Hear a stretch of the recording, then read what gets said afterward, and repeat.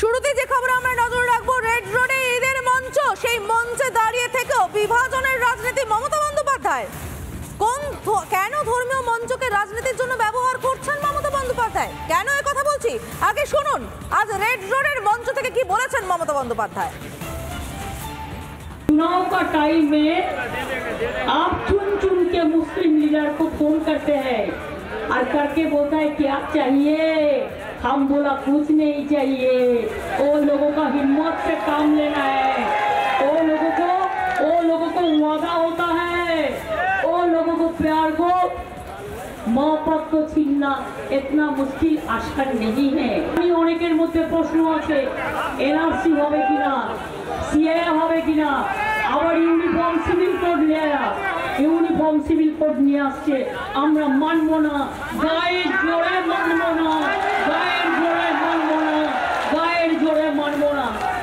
बिल्कुल आप रहे कुल कुल, हम रहेगा कुल कुल, उसको गाना फसाद का चक्रांत हम नहीं करने देंगे।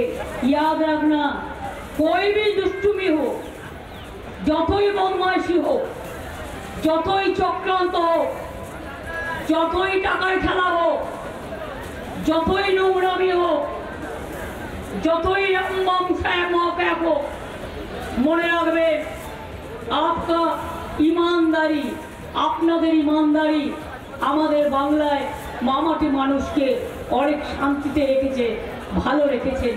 আপনারা শান্তিতে থাকবেন, আপনারা স্বস্তিতে থাকবেন, আপনাদের জীবনের নিরাপত্তা দেওয়ার দায়িত্ব আমাদের।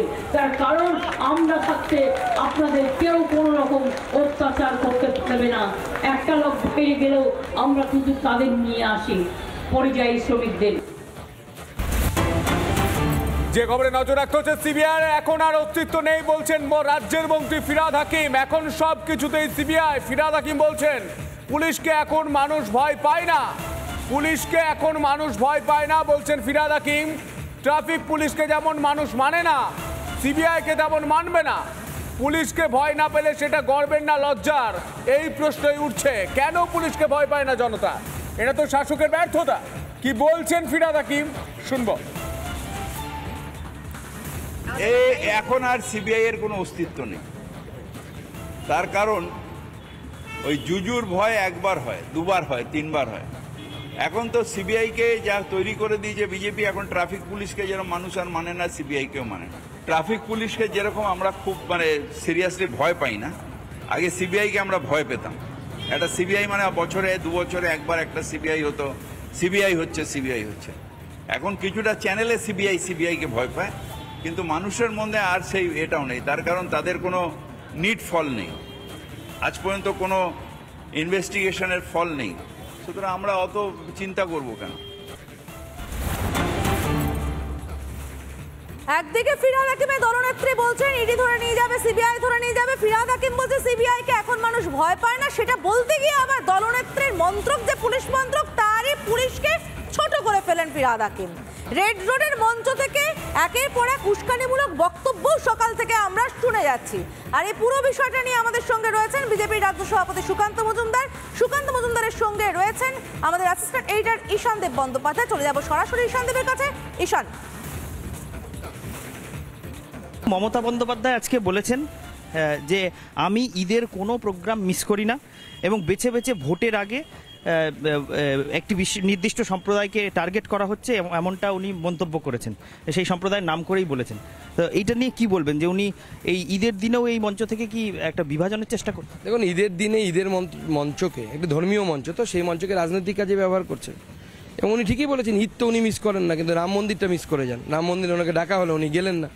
তো ঈদের যখন এরকম বার্তা দিচ্ছেন উনি গিয়ে, আমি পশ্চিমবঙ্গের সকল হিন্দু সমাজকে বার্তা দিতে চাই যে মুখ্যমন্ত্রী বলতে পারেন পক্ষান্তরে যে আমি ঈদে যাই কিন্তু রাম মন্দিরে যায় না, উনি ঈদে যায় মানে বোঝাতে চাইছেন রাম মন্দিরে যান না উনি। তো সেইটা হিন্দুদের ভাবা উচিত। যে লোকেরা, যে হিন্দুরা তৃণমূল কংগ্রেস করে আছে, তাদেরও ভাবা উচিত রাম তো তাদেরও দেবতা, এরকম নয় তো শুধু বিজেপির দেবতা রাম। তো ভগবান রামচন্দ্র সবার আরাধ্য, সবার শ্রদ্ধেয়। আজকে মুখ্যমন্ত্রী তো সরাসরি বলে দিলেন যে তিনি ঈদের মঞ্চে যান, মিস করেন না, রাম মন্দিরে যান না। এটা উজ্জ্বল রেখেছেন, কিন্তু এটা ওর মধ্যেই লেখা আছে, বলা আছে আর কি। আরেকটি বিষয়, রাজ্যের মন্ত্রী ফিরহাদ হাকিম তিনি বলেছেন এই ইডি সিবিআই এনআইএ এদেরকে আর কেউ ভয় পাবে না। রাজ্যে যেমন পুলিশকে ট্রাফিক পুলিশকে এখন আর কেউ ভয় পায় না, তেমন ইডি সিবিআই কেউ পাবে না। রাজ্যের একজন মন্ত্রী বলছেন ট্রাফিক পুলিশকে বা পুলিশকে ভয় পায় না।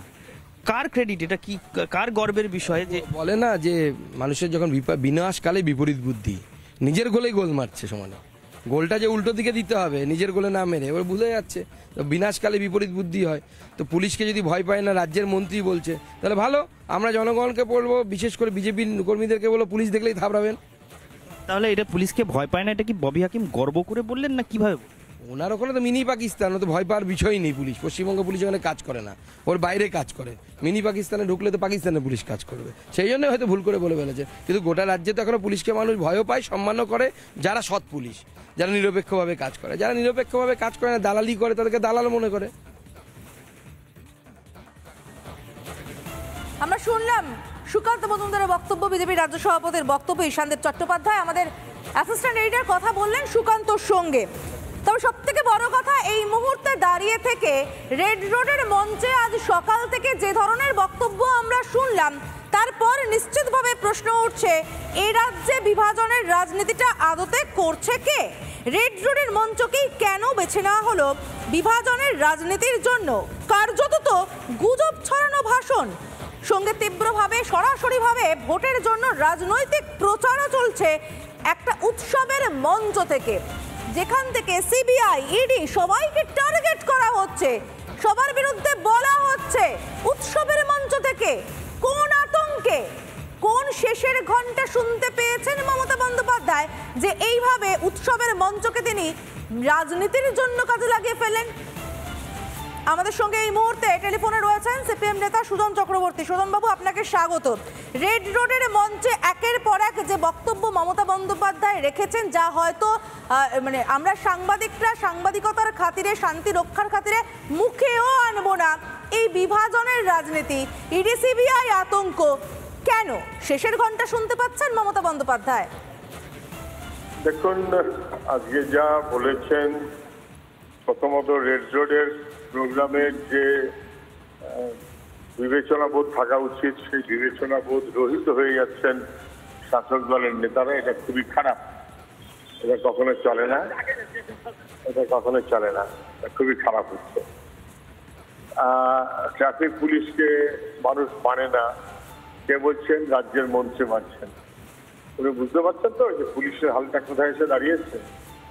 উনি বুঝতে পারছেন তো যে পুলিশকে লোকে মানে না, তৃণমূলের শাসক দলের লোকেরা চানকে আক্রমণ করে পুলিশের মাথা ফাটিয়ে দিয়ে হাসপাতালে পাঠায়। শাসক দল এমন একটা পরিস্থিতি তৈরি করেছে, যখন পুলিশকে অথবা রাজ্য প্রশাসনকে মানুষ মানছে না। এটা উনি ঠিকই বলেছেন, মানুষ মানছে না। এটাও হয়তো খানিকাংশে ঠিক বলেছেন যে সিবিআইকেও লোকে আগের মতো মানছে না। আগে সিবিআই শুনলে লোকেরা বুঝতো, আরে বাবা ভারী ব্যাপার কিছু, কিন্তু সিবিআইকে পারলে প্রায় জলভাত করে দেওয়া যাতে যায়, তাতে নরেন্দ্র মোদীরাও সিবিআইকে ব্যবহার করছেন বেঠিকভাবে। আর সিবিআই সম্পর্কে আগে এক সময় মমতা ব্যানার্জি প্রচুর ভরসা থাকলেও এখন রোজ সিবিআই বিরুদ্ধে উনি যেভাবে বলেন এবং তারপরেও পার পেয়ে যান, তাতে বোঝা যাচ্ছে যে দিল্লির নরেন্দ্র মোদী পার পাইয়ে দেবার জন্য অপেক্ষায় থাকেন। এটা খুবই খারাপ হচ্ছে। দিল্লির পুলিশ অথবা রাজ্যের পুলিশ দুটো ক্ষেত্রেই সরকার যেভাবে পরিচালনা করছে। সুজনবাবু, বিভাজনের রাজনীতির কথা কি আপনি শুনেছেন? মমতা বন্দ্যোপাধ্যায় সকালের বক্তব্য কি শুনেছেন? দেখুন, আমার সকালে এমন কোনো কাজ ছিল না যে আমি মমতা ব্যানার্জির বক্তব্য শুনতে বসে থাকবো, আমি শুনি। আপনারা যা শুনেছেন, আপনাদের কাছে আমি যা শুনছি, বিভাজনের রাজনীতি সম্পর্কে, বিভাজনের রাজনীতি তো বাংলায় ছিল না। বাংলায় এই বিভাজনের রাজনীতিটাকে আমদানি করেছে তৃণমূল এবং তার সুযোগ দিয়েছে বিজেপি। তৃণমূল বিজেপি মিলিয়ে বিভাজনের রাজনীতি যেভাবে করছে সেটা বিপজ্জনক হচ্ছে। এটা আমরা বহুদিন ধরে বলছি, আজকে লোকের কাছে সেটা স্পষ্ট হচ্ছে যে মানুষকে বিভাজিত করাটাই এখন তৃণমূল বিজেপির কাজ। মমতা বন্দ্যোপাধ্যায় ঈদের নামাজের মঞ্চে তিনি বলছেন মানে ধর্ম নিরপেক্ষ রাজনীতির ধারে কাজ দিয়ে ঘেঁষছেন না। তিনি তো আবার দিল্লিতে আপনাদের জোট শরিক। সুজনবাবু,